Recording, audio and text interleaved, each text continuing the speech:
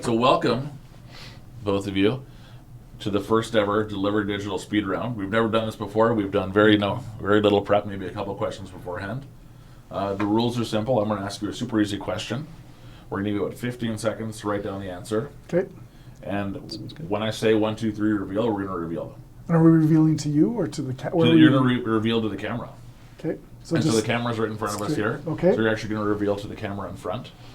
Oh, that one? So we're going to reveal to the camera right in front here. Okay. And then I'm going to ask you each about your questions or your answers. Okay. Okay. So the first question, we're just going to dive right into this. I was just thinking about a practice question. Yeah. Anyways, go ahead. Yeah. Our first question. What is one word that your clients would use to describe you? All right, so we're going to do our first reveal. 1, 2, 3, reveal.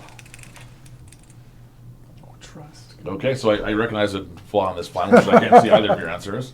All right, trust and calm. So Troy, so why would someone say that you're trustworthy? I think from a lot of the work that I've done, that trusted advisor piece is huge. You get to know them, you build a relationship, they trust you, and then it allows them to further engage and move forward with projects. I love it. And calm. I'm just glad I didn't write clam. I almost did. I think that really I bring positivity and calmness to the chaos and the complexity that is technology nowadays. So just coming in there with an even keel mind and helping customers calmly walk through their technology decisions. I love it. All right, so we can erase the boards, or you already erased the board. Question number 2. What is your superpower in business? We'll do our grand reveal Easy here. for you to say. I know. I have the easy job here. Okay, on the count of 3. 1, 2, 3. Oh, All right. Interesting. Okay, so Kyle, why don't you go first this time? that was a tough question. I think I do what I say I'm going to do when I say I'm going to do it in the manner that I'm going to do it in. I think that's super important, and that's, I would say, my superpower. I love it. Yep. What about you, Troy? Simplify for me is one of those ones to say, if you have a really complex or detailed or a lot of things going on, lots of chaos, how can we simplify it for those that are part of the team from top to bottom in digestible bits that allows them to action on it? I love it. Okay, we're going to clean the slate. See what I did there? Yep. Remembering this is on the internet and PG. What is the first thing you do when starting your day? First thing you do when starting your day. All right, we'll do the reveal. 3, 2, 1, reveal. Water for me. Read news and stocks. Wow. Okay, and hydrate. Yep. Any extra context that either you want to add to that? No, for me, it's something I started doing about 2 years ago. So I have a liter of water right when I get up with some salt in it, Himalayan salt, sea salt, and some lemon juice, half of a lemon. And I find it just really clears the mind and gets the day going. Like, I don't chug it, but the first kind of 15 minutes, I do that before I have coffee, before I do anything. Do you do like the mineral salt? Like I've heard the... Just the Himalayan salt, Okay. like the pink salt. Just Basically, Tom crushed in. Brady over here. Yeah. Yep. I like to wake up slowly, so oftentimes I grab the phone and throw my glasses probably most of the time in bed and do the slow wake up, and then I sort of scroll through world news and events, see what's going on. I like international news more than I like local. And then obviously, what's the day going to look like on the stock market? So I'm like, do I buy today? Do I sell today? Do I just close my eyes and hide? There you go. I feel like there's a lot of close your eyes and hide right now. For sure. This is one of my favorite questions of the list that I've prepared. Biggest buzzword that you wish would disappear forever? Biggest buzzword that you wish would disappear forever. All right, big reveal. Troy's second guessing his answer. I can see it. 3, 2, 1, and I love both of these so much. Is there a specific reason that you hate synergy? I don't hate synergy. I hate the overuse of the word synergy. And it's just one of those buzzwords that's often used. It's like, okay, well, we need to find the synergy or the alignment, and it's not a bad word, but I just think it's overused. Yeah. And I think there's other words that we could use that might be just a little bit better. I like it. For the situation. Speaking of words that are overused. Yeah, I think that there's a lot that went through my mind, but the VCIO one is probably the biggest one, because I think I get the feeling, I've seen this for a number of years, that organizations that talk about having a VCIO. Really, a VCIO is just a sales guy. He goes in there and talks about projects that your business should be doing, and that's not always the case. If you want a trusted advisor, somebody that can come in there and talk to you about your technology and your business and your fixing problems, it's not really a VCIO. VCIO in my mind is attached to sales. The dressed up sales guy. Yeah. Yeah. The wolf in sheep's clothing. Yep, exactly. So, Yeah. yep. All right. Well, it's getting about that time of day. Favorite local lunch spot? Ooh, Big reveal. 3, 2, 1. sushi. Yeah, I'm being more of a generalist. I just like sushi in general. So there's Okay. a lot of little places around, and for me, it's the bintoro. It's the fatty tuna. If it's nice and fresh, some of the best you're going to get. So Oh my goodness. that's it. Where's the best place to get sushi in Calgary? So good question. There's a little place in Bridgeland that's Japanese and family owned. It's called Kinjo, and away we go. I like it. Not the big Kindle. No, not Kinjo. No, sorry, it's. I was no, gonna- Kinjo's the Okinawan one. It is. I'm gonna have to look it up. I don't think have that it I've right been- on the I've top of been me. on there too. It only seats Tiny. about 60 Yep. people if you're If lucky. that. Yeah, 40 to 60. Yeah. I Starts was with a actually K there as the well. other night. I'm trying to think. Starts with a K Meryl's looking it up. because it's a mom and pop shop and they're Japanese. It's really authentic. And why is sushi your favorite thing? Because we live there, right? Yes. Yeah, and it's super Yeah. fresh. So So I picked a place called Sorzo in Airdrie. Just good local. Kinjo. I don't know if it's mom and pop, but one off. They're not a chain, but good local, sandwiches, soups, things like that. If I had to pick, I would say I'm more of a pubby guy. I like sushi too, but Yeah. if I had to name a particular place, Sorzo's a good place to go for lunch. I love it. Favorite dream client, real or fictional? If you could work with any customer or client, who would it be? I'm going to start the timer for this one. All right. Our time is up. 3, 2, 1. Ha. Yeah, similar. I love it. MLB, NHL, sports orgs, okay. This is a public call out to any sports orgs. We are ready for you. there we go. Yeah, I'll go for me, like I was going to put down the Flames or something specific, but I think any sports org, because one of the things I really like about consulting and working with different businesses is just seeing under the hood on how a business runs, right? So for me, seeing how a sports organization runs, you see it on, if you pick an NHL team or an MLB team, you see all the stuff on the news with the trades and all that, but there's so much more, I bet you, it goes on under the hood. Than I think it'd be cool to understand that and really work with those organizations on how they use technology to better their business, become a competitive advantage, et cetera, right? So. Yeah, and to build on that, from the flip side, these organizations kind of build from the ground up. So it's culture, it's people, it's how do we create a culture of winning and all of that. So I think there's a lot of depth there as well, and in addition to the stats and technology and all the stuff that goes in there. So I think it's a neat marrying of both of those sides, for sure. Totally. I would probably fall into the exact same camp here. So maybe an F1, maybe Maybe. Maybe Have you an seen that F1. movie? I know it's on my list of things It's to see. fantastic. But I'm an obsessive F1 nerd. Like I'll watch every single race. So Amazing. Yeah. when you watch a movie, I'd love to hear your perspective on it. But I thought it was one of the best movies I've seen in years. Okay. It was I really, haven't really seen well it done. either. Really Okay. good. That's Brad Pitt, right? And my wife loved it too. Yeah. Yeah. Brad Pitt. It's on my list to go Okay. to. And one piece of advice that you would give your younger self. 3, 2, 1. Reveal. See, not Sam. Okay, who wants to go first? Go I ahead. go first. Yeah. The advice I would give is do it. There's so much time, and the reality is, you look back. I'm a little bit older, but like there was things that I was like, yeah, I think I'm gonna start to learn about that, or I think I'm gonna do that, and it would have served me so well if I would have started 15, 20, 25 years ago, as opposed to 6 months ago, or not doing it at all. There's so much time to do so much. Just do it. Get going on it. I always say one is more than zero. So take that. What's the saying? The journey of a million miles starts with a single step, Yeah. but just do it. I love it. Yep. And to build on that, it's a little bit converse, but the idea is hit save, not send, or just for yourself. Like there's stuff you need to save it. You don't need to get it out right away, because I'm an iterative talker. Like I like to talk back and forth. I'm like, somebody's like, Troy, just save that one. let them talk, or let somebody else go back and forth. And you don't need to rush into it. You still need to act. It doesn't need to be at this moment though. So you can hit pause or save, let it crystallize, and then move forward. So Awesome. similar. Yep. I love it. All right, last question. What is one thing that you always keep on your desk?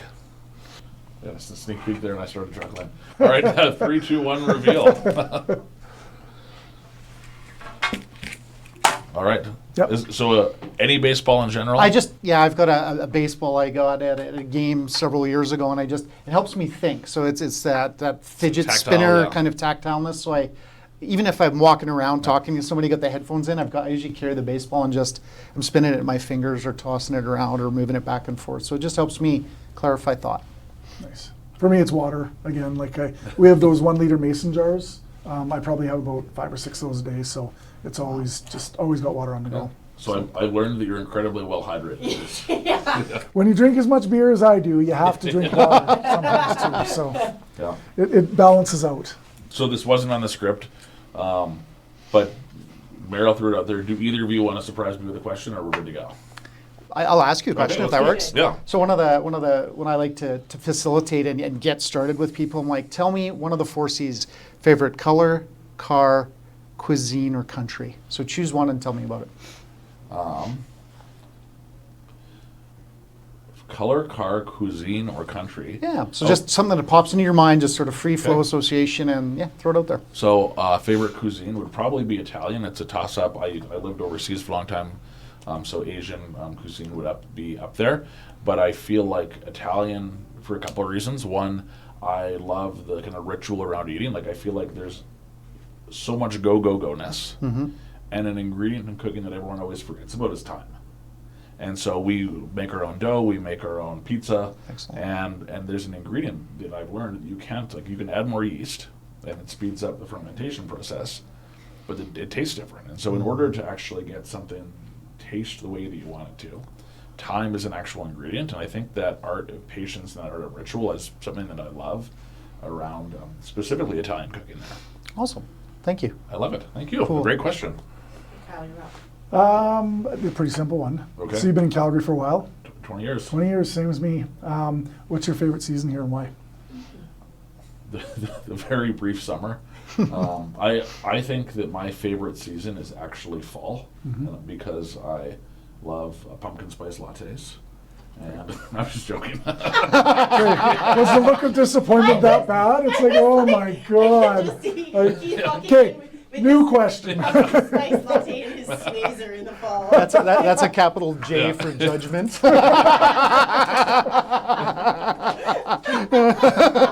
I could see your interchange there. Yeah. Yeah. Okay, go on. Oh, so I think you're asking a new question. Nope. But I think fall. I actually love the shoulder seasons, and I don't know why. I have a lot of fun in summer. I have a lot of fun in winter, and the great thing about Calgary is there's always something to do that's unique in each of those different seasons. But I like it when it's a little bit cooler. You can sit out in the backyard a little longer without it being too hot. It gets darker a little bit earlier, but not at 5 o'clock in the afternoon. Yeah. And so I feel like fall and spring are probably the favorites of mine. Awesome. Cool. All right. A couple of fun segment Q&A questions now. Okay. So we'll kind of do some cuts in between these things. So I actually canvassed a few people, and I wanted to get some questions that they had, real life scenarios, that you could provide, some brief advice to. So I recognize that there's a lot of context that's going to be missing, and I recognize that you'll probably have more questions than answers. But if you could almost think about someone about to hit a piñata where you spin them around and point them in the right direction, that's kind of the approach I'd love us to A quick take. little ask the Yeah. expert. What do you think? Give us 30 seconds on it. Whatever. Okay. Exactly. So, Okay. so our first response, we've outgrown our current CRM software, but our team really loves it. How do I know as a business owner that it's time to switch?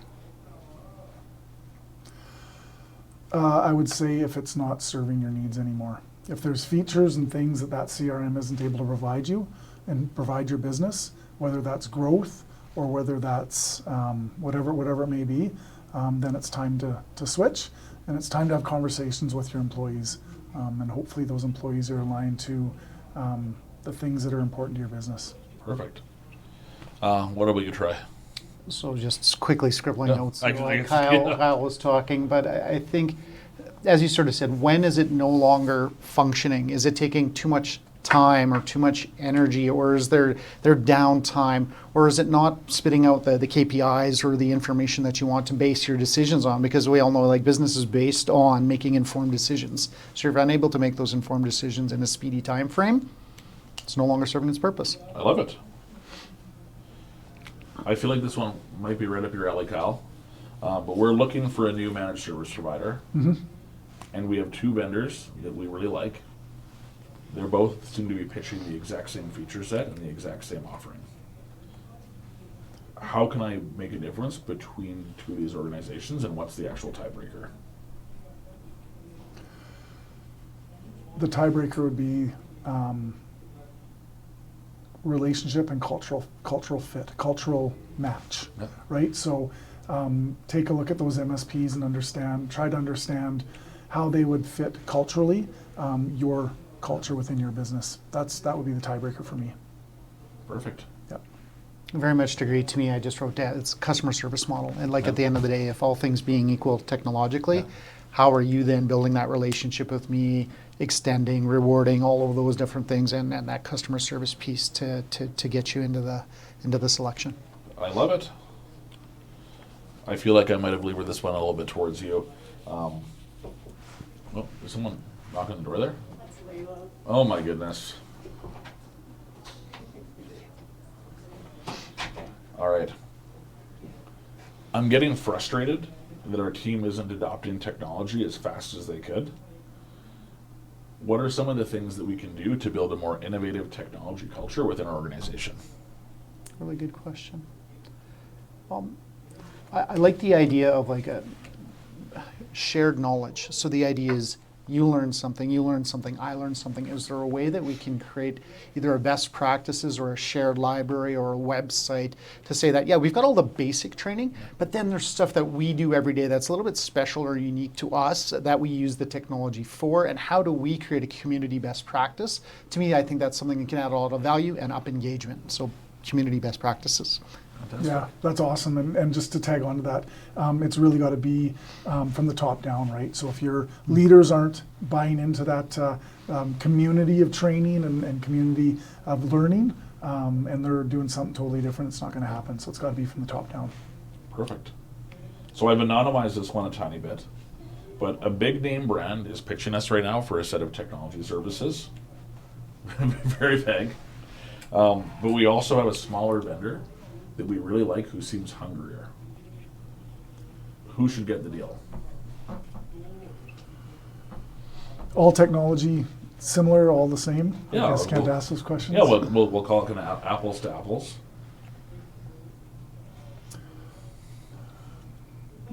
It's a good question. Yeah. I think the small guy personally.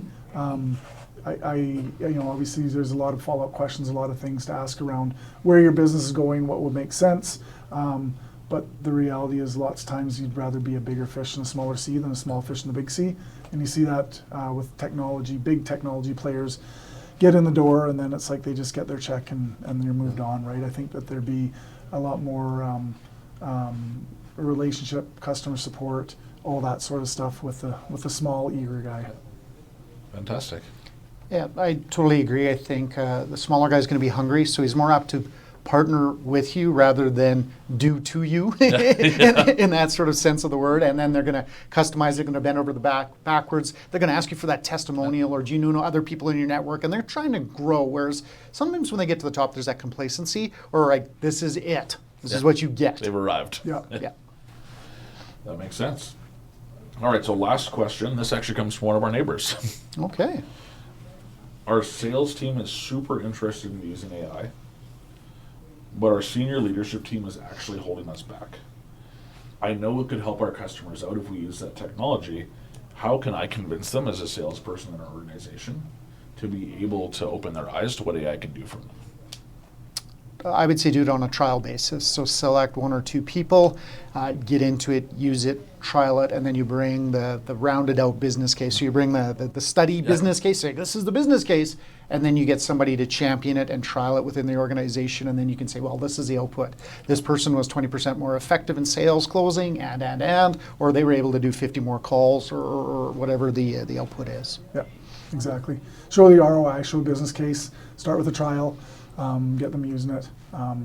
It's not just a buzzword, right? But, and I would look, the other thing I would do is when you're looking at that business case, like you got to be specific. Like what is it you're trying to do, and what is it? What are you going to accomplish with it, right? What are your KPIs around there? We're going to allow this guy to make 50 more calls a day than if he was just doing it on his own, as an example, right?